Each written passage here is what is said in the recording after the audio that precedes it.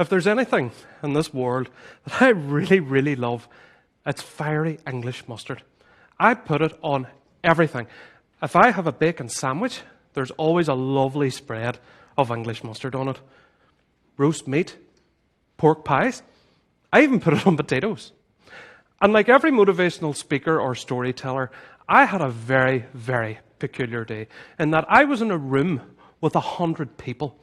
And for the most part, the discussion was centered upon what variants of mustard we liked, whether that was Dijon, whole grain, or the fiery English variant that I love so well.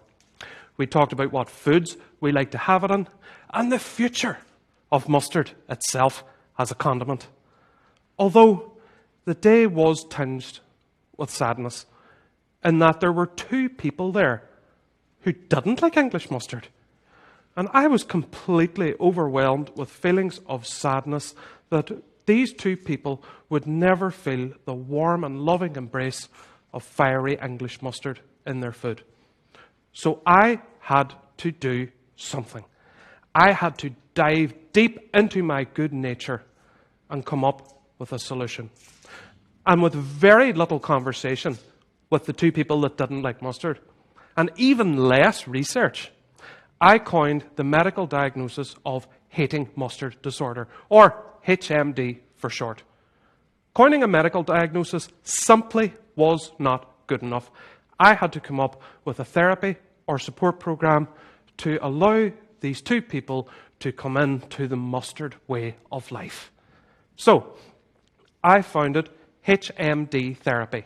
And what HMD therapy is a compliance or rewards-based system wherein children can have a chocolate treat or time to take part in an activity that they enjoy if they have a loving spoonful of fiery English mustard in their food.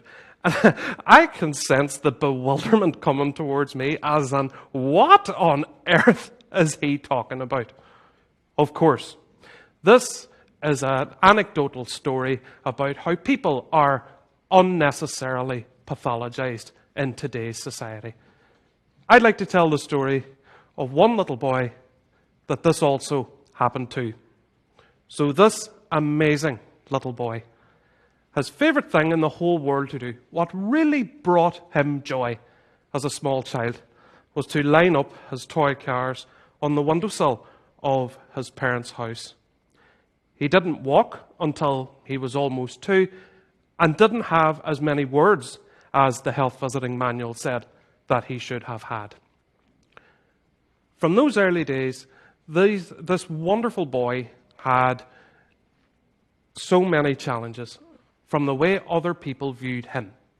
So, what school would this wonderful little boy go to? What would be his education?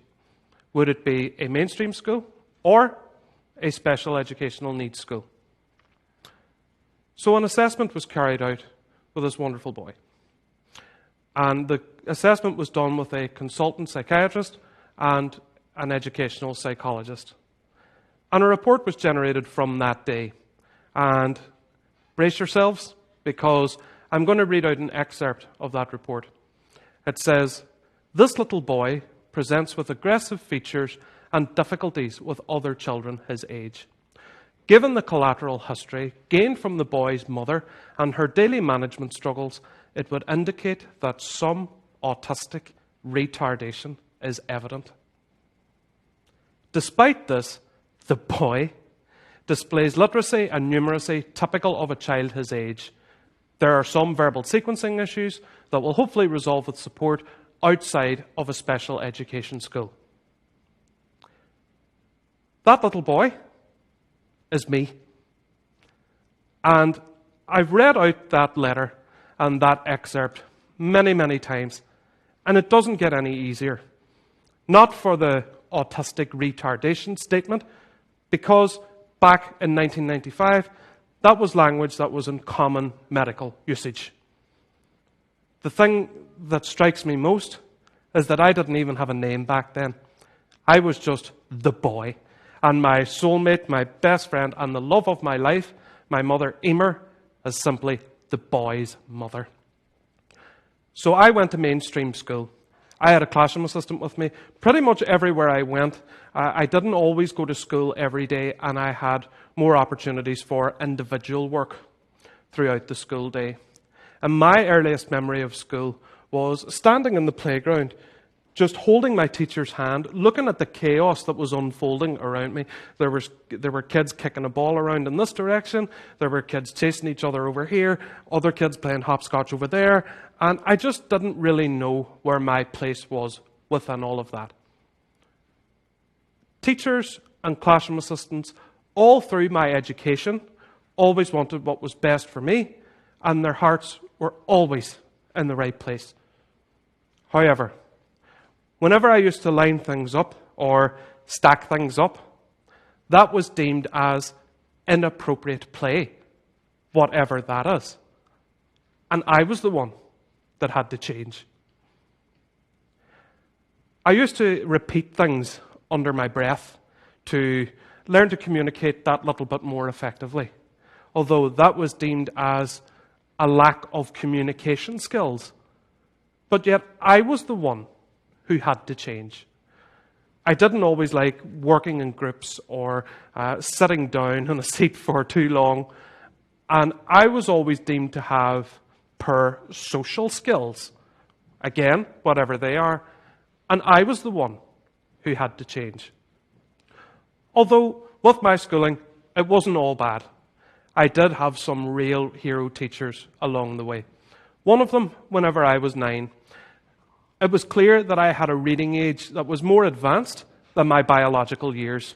And any time our class were reading a book together, I was always first to put up my hand and volunteer to read aloud to the rest of the class. And my teacher, Mr. Bradley, had the best idea in that he put me forward to be the narrator of our school play that year. And I remember standing on the stage and looking out into the audience and seeing my mum and dad's eyes just glazed over with tears of pride that their champion was on that stage showcasing what he was good at. That planted the seed for greatness. And without that experience, I probably wouldn't be on this hallowed red dot as I am now. I did have another hero teacher 2 years later, whenever I was 11. This was my final year of primary education. And we went to an outdoor activity centre in Garton in County Donegal.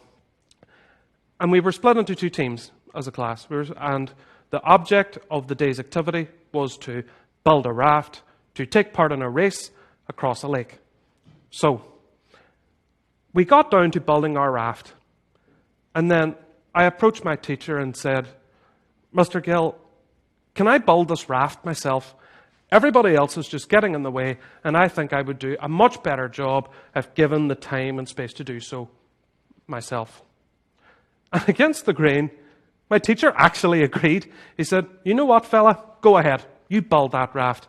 And my teacher took my classmates and now unemployed raft builders away to play another game and went off-site to let me build this raft.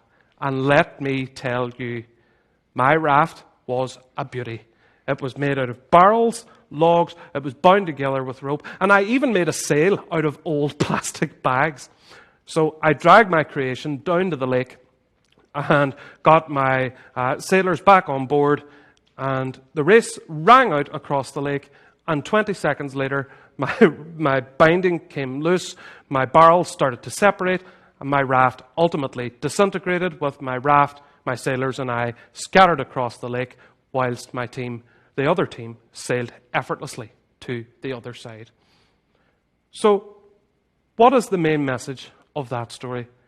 Let me tell you, it's pick your battles. Children in time will inevitably learn life's key skills and tasks, not all at the same time, but at their own pace, which has to be supported by everyone. What I took from that experience was that in time, I would need to work as part of a team and even lean on others for support. So what are the main takeaways from this talk? The first one being, whether you're a parent or a teacher or a professional, you have the chance to be an autistic child's hero.